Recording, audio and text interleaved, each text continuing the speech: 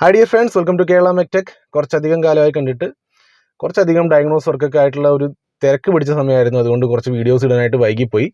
എന്നിരുന്നാലും വളരെ നല്ലൊരു ഇൻഫർമേഷൻ, വളരെ നല്ലൊരു വീഡിയോ കൊണ്ടാണ് വന്നേക്കുന്നത്. എല്ലാവർക്കും ഹെൽപ്ഫുൾ ആയിരിക്കും. കാരണം നമ്മുടെ സ്വിഫ്റ്റ്, റിറ്റ്സ്, പെട്രോൾ വണ്ടികൾ, കെ സീരീസ് വണ്ടികൾക്ക് സംബന്ധിച്ച് സ്റ്റാർട്ടിങ് കംപ്ലൈൻറ്റുകൾ സംബന്ധിച്ചുള്ള ഒരു വീഡിയോ ആണ്. അപ്പോൾ കുറച്ച് മുന്നേ കുറച്ചധികം നമ്മുടെ സബ്സ്ക്രൈബേഴ്സ് കോണ്ടാക്ട് ചെയ്തിരുന്നു. അവർക്കും ഈ പറഞ്ഞ പോലെ സ്റ്റാർട്ടിങ് ഡിലേ അല്ലെങ്കിൽ ഒരു ചെറിയ പവർ ലാഗോ കുടച്ചിലോ ഒക്കെ ഉള്ള സംബന്ധമായ പ്രശ്നങ്ങളുണ്ടായിരുന്നു. അതിൽ നമ്മുടെ ഒരു സുഹൃത്ത് വണ്ടിയുടെ പമ്പ്, അതായത് നമ്മുടെ ടാങ്കിനകത്ത് വരുന്ന ഫ്യൂൽ പമ്പ് റീപ്ലേസ് ചെയ്തിട്ട് വണ്ടിക്ക് കാര്യമായ മാറ്റം കണ്ടില്ല. ത്രോട്ടൽ ബോഡി സർവീസ് ചെയ്തു അല്ലെങ്കിൽ ക്ലീൻ ചെയ്തിട്ടിട്ട് കാര്യമായിട്ടുള്ള മാറ്റങ്ങൾ വന്നില്ല. ECU അടക്കം മാറി, എന്നിട്ടും സ്റ്റിൽ സ്ട്രഗ്ലിംഗ് ആണ്. അപ്പോൾ ഒരു പക്ഷേ ഇതിനോട് റിലേറ്റ് ചെയ്യുന്ന പ്രശ്നങ്ങളൊക്കെ കാണാം, അല്ലെങ്കിൽ ഇതേപോലെ സാമ്യതയുള്ള എന്തെങ്കിലും കംപ്ലൈൻറ്റ് ഉണ്ടാവാനായിട്ടുള്ള സാധ്യതയുണ്ട്. അപ്പോൾ ഈ ഒരു വീഡിയോയിലൂടെ നമുക്ക് സ്വിഫ്റ്റ് മാത്രമല്ല, പെട്രോൾ വണ്ടികൾ, ഹോണ്ട ആയാലും ജാപ്പനീസ് വണ്ടികൾ മെജോറിറ്റി ആയിട്ട് കോമൺ ആയിട്ടുള്ള കംപ്ലൈൻറ്റ് വരാനായിട്ടുള്ള സാധ്യതകളുണ്ട്. ഇത് ജസ്റ്റ് സ്കിപ്പ് ചെയ്യാതെ കാണുന്നവർക്ക് നല്ല രീതിയിൽ തന്നെ ഇത് ഗുണം ചെയ്യുന്നു വിശ്വസിക്കുന്നു. അപ്പോൾ നമുക്ക് വീഡിയോയിലേക്ക് പോകാം. അപ്പോൾ ഗൈസ്, നമ്മുടെ അടുത്ത് വന്നേക്കുന്നത് റിറ്റ്സ് പെട്രോൾ വേരിയൻ്റ് ആണ്. കംപ്ലൈൻറ്റ് എന്താണെന്ന് വെച്ചാൽ വണ്ടി നോർമലി സ്റ്റാർട്ട് ആവത്തില്ല. സ്റ്റാർട്ട് ആക്കണമെങ്കിൽ എയർ ഫ്ലോ സെൻസർ റിമൂവ് ചെയ്ത് വെച്ചിട്ട് സ്റ്റാർട്ട് ചെയ്താൽ ഇതേപോലെ വണ്ടി സ്റ്റാർട്ട് ആവും. പക്ഷേ ഒന്നില്ലെങ്കിൽ ഉടനെ ഓഫ് ആവും, അല്ലെങ്കിൽ ഇതുപോലെ സ്റ്റാൾ ചെയ്തുകൊണ്ടിരിക്കും. സ്റ്റാർട്ട് ചെയ്തേ. ഇതേപോലെ തന്നെ നമ്മൾ സ്റ്റാർട്ട് ആയതിനു ശേഷം എയർ ഫ്ലോ സെൻസർ തിരിച്ച് കണക്ട് ചെയ്തിട്ട് വേണമെങ്കിൽ നമുക്ക് വണ്ടി ഓടിക്കാം. പക്ഷേ നമ്മൾ ആക്സിലറേറ്ററിൽ നിന്ന് എപ്പം കാലെടുക്കുന്നു അപ്പം വണ്ടി ഓഫായി പോകും. ഇപ്പോഴും ഇതേപോലെ വീടിച്ച് വെച്ച് ഓടിക്കുകയാണെങ്കിലും ഇതേപോലെ തന്നെ വണ്ടി സ്റ്റാൾ ചെയ്തുകൊണ്ട് വണ്ടി ഓടുകയുള്ളൂ. മാത്രമല്ല, നോട്ടീസ് ചെയ്ത് മറ്റൊരു കാര്യം എന്ന് പറഞ്ഞു കഴിഞ്ഞാൽ വണ്ടിയുടെ എക്സോസ്റ്റിനകത്ത് നിന്ന് മോശമായിട്ടുള്ള സ്മെല്ലുണ്ട്. എക്സോസ്റ്റ് ടിപ്പിനുള്ളിൽ നോർമലി പെട്രോൾ വണ്ടിക്ക് വരുന്നതിനേക്കാൾ കൂടുതൽ കാർബണും കാണാൻ സാധിക്കുന്നുണ്ട്. അപ്പോൾ അങ്ങനെ ഇരിക്കുക നമ്മൾ വണ്ടി സ്കാൻ ചെയ്യുമ്പോഴത്തേക്ക് നമുക്കിപ്പോൾ ഇതിനകത്ത് മാസ്, എയർ ഫ്ലോയും ഇൻടേക്ക് എയർ ടെമ്പറേച്ചറിൻ്റെ ലൈറ്റ് വരും.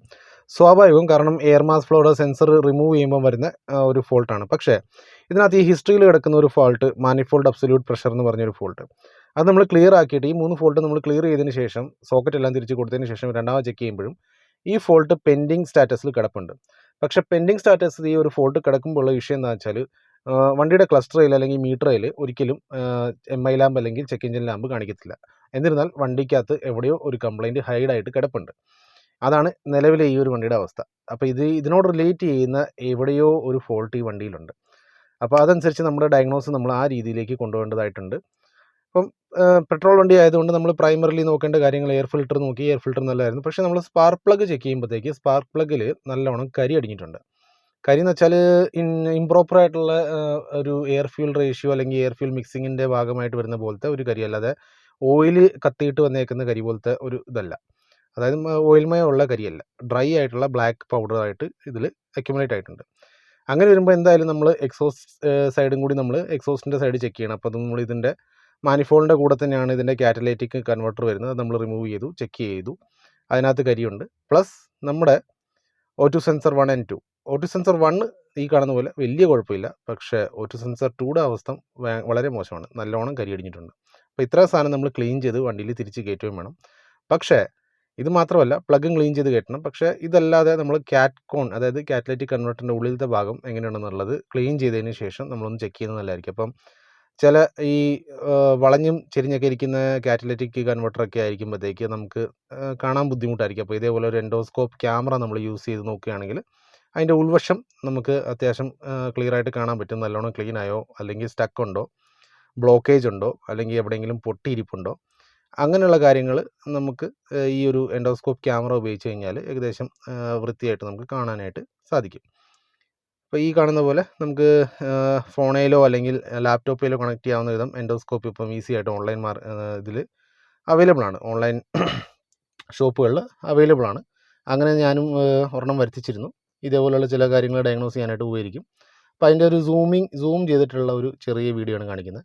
അപ്പോൾ അതിനകത്ത് നമുക്ക് വേറെ ബ്ലോക്കേജോ പൊട്ടലോ കാര്യങ്ങളൊന്നും തന്നെ കാണുന്നില്ല. ചെറിയ രീതിയിൽ കാർബൺ അടിഞ്ഞിരുന്നൊക്കെ ക്ലീൻ ആയിട്ടുണ്ട്, സംഭവം വൃത്തിയാക്കിയിട്ടുണ്ട്, വൈറ്റ് കളർ തന്നെ ആയിട്ടുണ്ട്. അപ്പോൾ ഈ സംഭവം എന്തായാലും നമുക്ക് ക്ലീൻ ആക്കി തിരിച്ച് ഫിറ്റ് ചെയ്യാനായിട്ട് സാധിക്കും, മാറേണ്ട ആവശ്യം വരത്തില്ല. പക്ഷേ ഒരുപക്ഷെ ഇത് പഴകി പോയിരുന്നെങ്കിൽ, വണ്ടി കുറച്ചധികം കാലം ഇനി ഇങ്ങനെ ഓടിയിരുന്നെങ്കിൽ ചിലപ്പം കാറ്റലറ്റിക് കൺവെർട്ടറിനേനും കാര്യമായിട്ട് ഇത് ബാധിച്ചേനെ. അത് നല്ല എക്സ്പെൻസീവാണ്. അപ്പോൾ ഈ ഒരു സംഭവം വരണമെങ്കിൽ എവിടെയെങ്കിലും ഇൻടേക്ക് സൈഡിൽ എയർ ലീക്കോ അല്ലെങ്കിൽ ഇൻടേക്കിൻ്റെ റിലേറ്റ് ചെയ്യുന്ന സെൻസറോ മാനിഫോൾഡിനെ റിലേറ്റ് ചെയ്യുന്ന പ്രഷർ സെൻസർ, ഇപ്പോൾ ഈ കാണുന്ന സംഭവം എന്ന് പറഞ്ഞാൽ മാനിഫോൾഡിൻ്റെ അബ്സല്യൂട്ട് പ്രഷർ സെൻസർ എന്ന് പറഞ്ഞൊരു സെൻസറാണ്. അപ്പോൾ ഇതിൻ്റെ കണക്ടേഴ്സും ഇതിൻ്റെ വയറും കാര്യങ്ങളെല്ലാം നമ്മൾ ചെക്ക് ചെയ്യുന്നുണ്ട്. അല്ലെങ്കിൽ മാനിഫോൾഡിന് എവിടെയെങ്കിലും പൊട്ടൽ വരികയോ എയർ ഫിൽറ്ററിൻ്റെ ഓസിന് വല്ലതും പൊട്ടൽ വരികയോ ചെയ്താൽ ഇങ്ങനത്തെ കംപ്ലയിൻറ്റുകൾ വരാൻ സാധ്യതയുണ്ട്. വളരെ ബേസിക് ആയിട്ടുള്ള കംപ്ലയിൻറ്റ്. പക്ഷേ ഇതങ്ങനെയല്ല. പിന്നെയുള്ള സാധ്യത എന്ന് പറഞ്ഞു കഴിഞ്ഞാൽ വണ്ടിയുടെ എയർ ഇൻടേക്ക് അല്ലെങ്കിൽ എക്സോസ്റ്റിന് കംപ്ലയിൻ്റ് ഉണ്ടെങ്കിൽ, അതായത് ഇത് കെ സീരീസ് ആണെങ്കിലും ഇത് വി വി ടി ഐ ഇല്ലാത്തൊരു എഞ്ചിനാണ്. ഈ രണ്ട് സൈഡിലും നമുക്ക് വി വി ടി ഐയുടെ സംഭവം കാണാനില്ല. അപ്പോൾ ഇതിനകത്ത് എന്ന് പറഞ്ഞു കഴിഞ്ഞാൽ നമ്മുടെ ക്യാമിൻ്റെ അല്ലെങ്കിൽ നമ്മുടെ ടാപ്പറ്റിൻ്റെ ക്ലിയറൻസ് അത് നമ്മൾ ചെക്ക് ചെയ്യണം. ഇൻലെറ്റ് സൈഡ് എന്ന് പറഞ്ഞു കഴിഞ്ഞാൽ ഏകദേശം ഒരു 0.13 ടു 0.16 നിൽക്കണം. എക്സോസ്റ്റ് സൈഡ് എന്ന് പറഞ്ഞു കഴിഞ്ഞാൽ ഏകദേശം 0.17 ടു 0.20 വരെ പോവാം.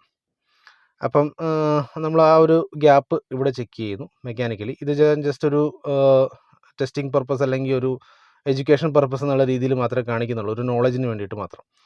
അപ്പം മെക്കാനിക്കലി കംപ്ലയിൻറ്റ് വന്നാലും ഇതേപോലുള്ള ഇലക്ട്രിക്കൽ ഫോൾട്ട് ജനറേറ്റ് ആവാനുള്ള സാധ്യതകളുണ്ട്. അതുകൊണ്ടാണ് ഈ ഒരു ഏരിയയും കൂടി ഈ ഒരു വീഡിയോയ്ക്കകത്ത് കവർ ചെയ്തേക്കുന്നത്. ഇപ്പോൾ ഈ വണ്ടീനെ സംബന്ധിച്ച് രണ്ട് സൈഡും ഇൻടേക്ക് സൈഡും എക്സോസ്റ്റ് സൈഡും കറക്റ്റാണ്. നമ്മൾ ഗേജ് വെച്ച് ഫിലർ ഗേജ് വെച്ച് ചെക്ക് ചെയ്യുമ്പോഴത്തേക്ക് കറക്റ്റായിട്ട് ഗ്യാപ്പ് ഉണ്ട്, വേണ്ട രീതിയിലുള്ള ക്ലിയറൻസ് ഉണ്ട്. ക്ലിയറൻസ് കുറഞ്ഞു പോകുമ്പോൾ ഇതേ ടൈപ്പുള്ള ട്രബിൾ കോഡ്സ് വരാൻ സാധ്യതയുണ്ട്. അപ്പം മെക്കാനിക്കൽ സൈഡ് നമ്മുടെ ക്ലിയർ ആയിട്ടുണ്ട്. അപ്പോൾ വീണ്ടും നമുക്കിനി വേണ്ടത് ഇലക്ട്രിക്കൽ സൈഡാണ്. അപ്പോൾ ഈ ഒരു വണ്ടീനെ സംബന്ധിച്ച് വേറൊരു ഇഷ്യൂ ഉണ്ട്. ഇതിന് മിക്കപ്പോഴും പെട്രോൾ കെ സീരീസ് വണ്ടികൾക്ക് ECUക്ക് കംപ്ലയിൻറ്റ് വരാറുണ്ട്. അപ്പോൾ ECU പ്രത്യേകിച്ച് A1 സീരീസ് വരുന്ന വണ്ടികൾക്ക് ECU റിപ്പയർ ചെയ്താൽ ചിലപ്പം ശരിയാവാറില്ല, മിക്കപ്പോഴും മാറേണ്ടി വന്നേക്കാം. അതിനാൽ നമ്മൾ ECU ബെഞ്ച് ടെസ്റ്റിന് കൊടുത്തു. പക്ഷേ ECUയുടെ റിപ്പോർട്ട് ഓക്കെയാണ്, ECUക്ക് കംപ്ലയിൻറ്റ് ഇല്ല എന്നുള്ളതാണ് നമുക്ക് റിപ്പോർട്ട് കിട്ടിയിരിക്കുന്നത്. അതിൻ്റെ അടിസ്ഥാനത്തിൽ നമുക്ക് ചെയ്യാൻ പറ്റാവുന്ന പിന്നെ അടുത്ത കാര്യം എന്ന് പറഞ്ഞാൽ ഈ ഒരു സെൻസറിനെ റിലേറ്റ് ചെയ്ത്, അത് മാനിഫോൾഡ് അബ്സല്യൂട്ട് പ്രഷർ സെൻസറിനെ റിലേറ്റ് ചെയ്യുന്ന വയറിങ് നമ്മൾ ചെക്ക് ചെയ്യണം. അപ്പോൾ മുന്നേ കണ്ട പോലെ 3 വയറുള്ള വയറിംഗ് ആണ് വരുന്നത്. അപ്പോൾ അതിൽ പവർ, ഗ്രൗണ്ട്, സിഗ്നൽ, അത്രയും കാര്യങ്ങൾ നമ്മൾ ഈ ഒരു പോയിൻ്റ് ടു നമ്മൾ അടുത്ത പോയിൻ്റ് വരെ ചെക്ക് ചെയ്യണം. അതാണ് നമ്മൾ ചെയ്തുകൊണ്ടിരിക്കുന്നത്. അപ്പോൾ അങ്ങനെ ടെസ്റ്റ് ചെയ്തുകൊണ്ടിരിക്കുന്ന സമയത്താണ് നമുക്ക് ഒരു വയറിൽ ഷെയ്ക്ക് ചെയ്യുമ്പോൾ വണ്ടി സ്റ്റാർട്ടാവും, അല്ലാത്തപ്പം വണ്ടി സ്റ്റാർട്ടാവത്തില്ല. അങ്ങനത്തെ ഒരു കംപ്ലയിൻറ്റ് വന്നപ്പോഴത്തേക്ക് നമ്മൾ ആ ഒരു വയർ ചെക്ക് ചെയ്ത് മാനിഫോൾഡ് അബ്സല്യൂട്ടിൻ്റെ വയർ ചെക്ക് ചെയ്തിരുമ്പോഴത്തേക്ക് അതിലൊരു ആ വയർ നിൽക്കുന്നതെന്ന് പറഞ്ഞു കഴിഞ്ഞാൽ ഇപ്പം ബ്രേക്കായി വലിച്ചെടുത്തപ്പോഴത്തേക്ക്, പക്ഷേ ഇതൊരു 3 നാരയിലാണ് ഈ വയർ നിന്നിരുന്നത്. അങ്ങനത്തെ ഒരവസ്ഥയായിരുന്നു ഈ കാണുന്ന ഒരു റെഡ് വയർ. അപ്പോൾ ഈ സംഭവം എന്ന് പറഞ്ഞു കഴിഞ്ഞാൽ ECUയുടെ പിൻ നമ്പർ 29 വരുന്ന ഒരു സപ്ലൈ ആണ്. അതായത് നമ്മുടെ മാനിഫോൾഡ് അബ്സല്യൂട്ട് സെൻസറിൽ നിന്ന് ECUയുടെ പിൻ നമ്പർ 29 വരുന്ന ഒരു സപ്ലൈ ആണിത്. അതായത് ഇപ്പം ECU അങ്ങോട്ടേക്ക് കൊടുക്കുന്ന ഒരു പോസിറ്റീവോ നെഗറ്റീവോ ഫീഡാവാം ഈ സംഭവം. അതുകൊണ്ടാണ് എക്സാക്ട്ലി സർക്യൂട്ട് ലോ എന്നുള്ള രീതിയിലുള്ള ഒരു ട്രബിൾ കോഡ് വന്നിരിക്കുന്നത്. അല്ലാത്ത പക്ഷം സിഗ്നൽ വയർ ആയിരുന്നെങ്കിൽ സിഗ്നൽ റിലേറ്റ് ചെയ്യുന്ന കംപ്ലയിൻറ്റ് കാണിച്ചിരുന്നത്, സർക്യൂട്ട് ലോ എന്നാണ് കാണിച്ചിരിക്കുന്നത്. അപ്പോൾ it means power or ground ഇതിനകത്ത് മിസ്സിംഗ് ആണ്. പ്രോബബ്ലി പവർ ആവാണ് സാധ്യത. എന്തായാലും നമ്മൾ ചെക്ക് ചെയ്യുമ്പോഴത്തേക്ക് വയർ ഇവിടെ ബ്രേക്കേജ് എന്ന് വെച്ചാൽ ഒരു 2 3 4 പിടിച്ചിരിക്കുന്നു. അപ്പോൾ ഷേക്ക് ആകുമ്പോൾ വണ്ടി ഇടയ്ക്ക് സ്റ്റാർട്ടാവും, വണ്ടിക്ക് തോന്നുമ്പോൾ വണ്ടി സ്റ്റാർട്ടാവും, നോർമലി ഓടും, അല്ലാത്തപ്പോൾ വണ്ടി ഓടുകയില്ല, ആ ഒരു കണ്ടീഷൻ. അപ്പോൾ എന്തായാലും വയറിൻ്റെ കണ്ടീഷൻ അത്രയും ശരിയല്ല, കാരണം വയറിനുള്ളിൽ ക്ലാവ് കയറിയ പോലത്തെ ഒരു സിറ്റുവേഷനാണ് കാണാൻ സാധിക്കുന്നത്. അപ്പോൾ നമ്മളെന്തായാലും ചില സ്ട്രിപ്പ് ചെയ്തിട്ട് വയറിങ് ഒന്നുകൂടി നോക്കാം, നമുക്ക് ഈ വയർ യൂസ് ചെയ്യണോ അതോ നമ്മൾ ഈ ഒരു വയർ മാറ്റിയിടണം. അപ്പം ഈ കാണുന്ന പോലെ ഇതിൽ നല്ലോണം തന്നെ കരി കയറി സംഭവം, കരി എന്ന് പറയാൻ പറ്റില്ല, ഒരു ക്ലാവ് കയറി വയർ ഇതിനകത്ത് ഡാമേജ് വന്നിട്ടുണ്ട്. അപ്പം ഈ വയർ തന്നെ നമ്മൾ വീണ്ടും കൂട്ടിപ്പിരിച്ച് കൊടുക്കുകയാണെങ്കിൽ ഭാവിയിൽ കസ്റ്റമർ വീണ്ടും വഴിയിൽ കിടക്കും. അപ്പോൾ അത് നമുക്ക് ചെയ്യാൻ പറ്റത്തില്ല. അപ്പോൾ നമുക്ക് 0.1 ടു 0.2, അതായത് ECUയുടെ 29 നമ്പർ പിൻ മുതൽ ഇതിൻ്റെ സെൻസർ വരെ വരുന്ന ആ ഒരു വയർ മാറ്റി ഇടുകയാണെങ്കിൽ നല്ലതായിരിക്കും. അപ്പോൾ നമ്മളിപ്പോൾ വയർ റീപ്ലേസ് ചെയ്തു, റിപ്പയർ ചെയ്തു, റെഡിയാക്കി എടുത്തിട്ട് ഇനി നമ്മൾ മൾട്ടിമീറ്റർ വെച്ച് ഇവിടെ ചെക്ക് ചെയ്യുമ്പോഴത്തേക്ക് ഇതിൽ കറക്റ്റായിട്ടുള്ളൊരു കണ്ടിന്യൂറ്റി കിട്ടണം. നമ്മളെല്ലാം ഐസൊലേറ്റ് ചെയ്തിട്ടാണ് കണ്ടിന്യൂറ്റി ടെസ്റ്റ് ചെയ്യുന്നത് കേട്ടോ. അപ്പം ഇത് നമുക്കിവിടെ കറക്റ്റ് കണക്ട് ചെയ്ത് ഇപ്പുറത്തെ സൈഡിലെ സെൻസറിൽ നമ്മൾ നോക്കുമ്പോഴത്തേക്ക് ഇവിടെ നമുക്ക് കറക്റ്റ് കണ്ടിന്യൂറ്റി കിട്ടുന്നുണ്ട്. അത് മാത്രമല്ല ഇതിനകത്ത് റെസിസ്റ്റൻസ് 0.3 ohms മാത്രമേ ഉള്ളൂ. അത് നോർമൽ വാല്യൂ ആണ്, അതിന് മേളിലോട്ട് റെസിസ്റ്റൻസ് വരാൻ പാടില്ല ഒരു സർക്യൂട്ടിൽ. അപ്പോൾ അത് ഓക്കെയാണ്. അപ്പം അത് ക്ലിയർ ചെയ്തതിന് ശേഷം ഫോൾട്ട് ക്ലിയർ ആക്കുമ്പോഴത്തേക്ക് എഞ്ചിനിൽ ഫോൾട്ട് ക്ലിയർ ആവുന്നുണ്ട്. അതായത് എഞ്ചിൻ ECUക്കകത്ത് യാതൊരുവിധ ഫോൾട്ട് ഇല്ല. മാത്രമല്ല അതിൻ്റെ റീഡിങ്സ് നമ്മൾ എടുക്കുകയാണെങ്കിൽ ഈ പറഞ്ഞ പോലെ നമുക്ക് ലൈവ് ഡാറ്റാസിൽ പോയിട്ട് അതിൻ്റെ റീഡിങ് നമുക്ക് എടുക്കാനായിട്ട് സാധിക്കും. അപ്പോൾ മുന്നേ നമുക്ക് ഇതിനകത്ത് കിട്ടിയിരുന്ന റീഡിങ്സ് എന്ന് പറഞ്ഞു കഴിഞ്ഞാൽ ഒരുപാട് മിസ്മാച്ച് ആയിക്കൊണ്ടിരിക്കുന്നത്, ഇറാഡിക് ആയിട്ട് അതിനകത്ത് ഭയങ്കര ചേഞ്ചസ് വരുന്നുണ്ടായിരുന്നു. ആ ഒരു ചേഞ്ച് നമുക്ക് നിലവിൽ മാറി കിട്ടി.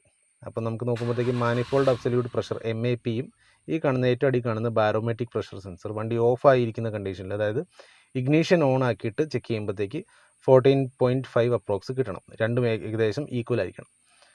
അതുപോലെ സ്റ്റാർട്ട് ചെയ്യുമ്പോഴത്തേക്ക് 4.5 to 5 റേഞ്ച് കാണിക്കണം കോൾഡ് കണ്ടീഷനിൽ. അതേപോലെ തന്നെ ആക്സലറേഷൻ കൂടുതൽ കൊടുക്കുന്നതനുസരിച്ച് ഈ PSIയുടെ ലെവൽ വീണ്ടും കുറഞ്ഞ് കാണിക്കേണ്ട ഒരു ഇതുണ്ട്. അതായത് ലൈക്ക് ആക്സലറേഷൻ ചെയ്യുന്നതനുസരിച്ച് 2 PSI 1.5 PSI ആ റേഞ്ചിലേക്ക് വരണം. അപ്പോൾ നമ്മൾ വണ്ടി സ്റ്റാർട്ട് ചെയ്തു, നോർമലി വണ്ടി സ്റ്റാർട്ട് ആവുന്നു. ആക്സലറേറ്റ് ചെയ്യുമ്പോൾ നോർമലി വണ്ടി ആക്സലറേഷൻ എടുക്കുന്നുണ്ട്.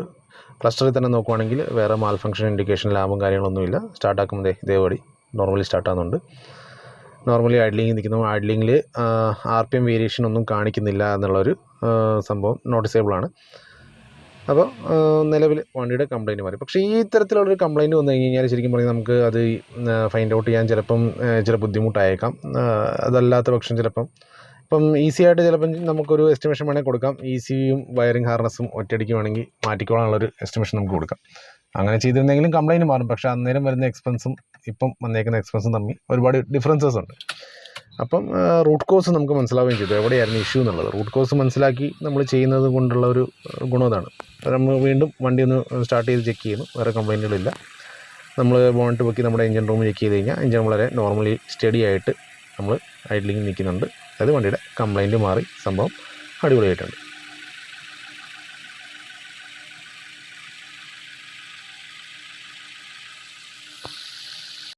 അപ്പോൾ ഗൈസ്, ഇനി പറയാനുള്ള പ്രധാനപ്പെട്ട ഒരു കാര്യം എന്ന് പറഞ്ഞു കഴിഞ്ഞാൽ, ഇതുപോലുള്ള ചില കംപ്ലയിൻറ്റുകൾ വരുമ്പോഴത്തേക്കെന്ന് പറഞ്ഞു കഴിഞ്ഞാൽ നമുക്ക് ഏറ്റവും വലിയ നമ്മുടെ ഒരു ബലം എന്ന് പറഞ്ഞു കഴിഞ്ഞാൽ ക്ഷമ തന്നെയാണ്. അപ്പോൾ അത് വണ്ടി നമ്മളെ ഏൽപ്പിക്കുന്ന ആളാണെങ്കിലും നമ്മൾ ഈ വണ്ടിയിൽ വർക്ക് എടുക്കുന്ന ആളാണെങ്കിലും നമ്മൾ കുറച്ച് ക്ഷമ കാണിച്ചാൽ സംഭവം റെഡി ആവുകയുള്ളൂ. കാരണം ചിലപ്പോൾ നമ്മൾ കൺഫ്യൂസ്ഡ് ആവും, ചിലപ്പോൾ നമ്മൾ മിസ്ഗൈഡ് ആവാൻ വരെ സാധ്യതയുണ്ട്. പക്ഷെ നമുക്ക് എക്സാക്റ്റ് റൂട്ട് കോസ് മനസ്സിലാക്കാതെ ഇന്ന ഏരിയയിലാണ് പ്രശ്നം അല്ലെങ്കിൽ ഇന്ന കമ്പൗണ്ടിലാണ് പ്രശ്നം എന്ന് ഉറപ്പിക്കാതെ ചുമ്മാ ഒരു സംശയത്തിൻ്റെ പേരിൽ ഒരു 110 സാധനങ്ങൾ മാറ്റിച്ച് കുറേ കാശ് നഷ്ടം വരികയും സമയം നഷ്ടം വരികയും ചെയ്യുന്നതല്ലാതെ പ്രത്യേകിച്ച് ഒരു കാര്യമില്ല. അപ്പം ചില വർക്കുകൾ ഡിലേ വരുന്നത്, അല്ലെങ്കിൽ ചില വർക്കുകൾ ഇതുപോലുള്ള ക്ഷമ പരീക്ഷിക്കുന്ന വർക്കുകൾ തന്നെയാണ്. അത് കൂട്ടൊരു സംഭവമാണ്. ഇതേപോലത്തെ വേറൊരു സംഭവം ഉണ്ട്, അതും എക്സ്ക്ലൂസീവ് ആയിട്ടുള്ള ഒരു സംഭവം തന്നെയാണ്. അതും വലിയ താമസമില്ലാതെ വീഡിയോ ഷെയർ ചെയ്യുന്നുണ്ട്. കാരണം അതൊരു 98% നമുക്ക് ക്ലിയർ ആക്കാനായിട്ട് സാധിച്ചിട്ടുള്ളൂ. അതിൽ കുറച്ച് പ്രശ്നങ്ങൾ ബാക്കിയുണ്ട്. നമ്മൾ അതിൽ സ്റ്റിൽ ഹാർഡ് വർക്ക് ചെയ്യുകയാണ്. നമ്മുടെ ഒരു ഫുൾ ടീം അതിന് വേണ്ടിയിട്ട് വർക്ക് ചെയ്യുന്നുണ്ട്. ക്ലിയർ ആക്കിയതിന് ശേഷം ആ ഒരു സംഭവം എന്തായാലും ചാനലിലൂടെ ഞാൻ പുറത്തു വിടുന്നുണ്ട്. എന്തുകൊണ്ടോ ഈ ഇടയ്ക്ക് നമുക്ക് റിസീവ് ചെയ്തേക്കുന്ന കൂടുതൽ കംപ്ലയിൻറ്റുകളും ഈ ഒരു സ്റ്റൈൽ കംപ്ലയിൻറ്റുകളാണ് വന്നേക്കുന്നത്. അതായത് അത്യാവശ്യം നമ്മുടെ തല തിന്നുന്ന അല്ലെങ്കിൽ നമ്മുടെ ക്ഷമ പരീക്ഷിക്കുന്ന രീതിയിലുള്ള കംപ്ലയിൻറ്റ് തന്നെയാണ്. അപ്പോൾ അതിൽ നമുക്ക് അത്യാവശ്യം നമ്മൾ നല്ല ക്ഷമയോടെ സമയമെടുത്ത് സാവകാശം, ഇപ്പം നമ്മുടെ മൂഡ് നമുക്ക് നല്ലതല്ലാത്ത ഒരു കണ്ടീഷൻ വരികയാണെങ്കിൽ നമ്മൾ വർക്ക് ചിലപ്പോൾ നേരത്തേക്ക് മാറ്റി വെച്ചൊന്ന് മൈൻഡ് ഫ്രഷ് ആകാൻ വേണ്ടിയിട്ട് പോകേണ്ട അവസ്ഥ ചിലപ്പം വരും. ഇതേപോലെ ഇപ്പം ബാക്കി വരാനുള്ള വീഡിയോ എന്ന് പറഞ്ഞു കഴിഞ്ഞാൽ ഇതിനേക്കാട്ടിലും അപ്പുറം നമ്മളൊരു ചുറ്റിച്ച കംപ്ലയിൻറ്റുകളാണ്. അപ്പോൾ അതും ഒരുപാട് ആൾക്കാർക്ക് ഗുണം ചെയ്യട്ടെ എന്ന് തന്നെ വിചാരിച്ചുകൊണ്ട് അതും ഉടനെ തന്നെ ഷെയർ ചെയ്യുന്നുണ്ട്. അപ്പോൾ ഗൈസ്, വീഡിയോ ഇഷ്ടപ്പെട്ടാൽ ലൈക്കും ഷെയറും ചെയ്യുക.